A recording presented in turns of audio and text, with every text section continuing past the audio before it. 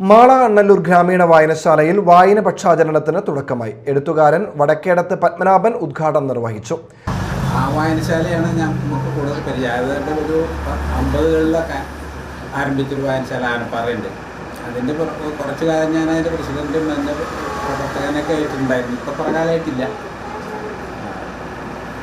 പക്ഷേ ആ സമയത്ത് ഈ ഭാഗത്ത് ഒരു വായനശാലയില്ല. അതേസമയം പഴൂക്കര അതിനു മുൻപ് പഴൂക്കര ഇന്ന് ആയുർവേദ വൈദ്യശാലയായിട്ട് നിൽക്കുന്ന കെട്ടിടം ശരിക്കും ഒരു വായനശാലയ്ക്ക് വേണ്ടി പെടുന്നിട്ടുള്ള കെട്ടിടം. അതൊരു ഗംഭീര വായനശാലയാണ്. വാസ്തവത്തിൽ ഇന്ന് അങ്ങനെ വായനശാല അടുത്ത പ്രദേശത്തൊന്നുമില്ല. അത്രയും വലിയൊരു കെട്ടിടവും ഇഷ്ടംപോലെ പുസ്തകങ്ങളും ഉണ്ടായിരുന്നു. സജീവമായി പ്രവർത്തിച്ചുകൊണ്ടിരിക്കുന്നതായിരുന്നു. 40കളിലൊക്കെ 50കളിലും 40കളിലൊക്കെ നന്നായിട്ട് പ്രവർത്തിച്ചുകൊണ്ടിരിക്കുന്ന ഒരു വായനശാലയായിരുന്നു.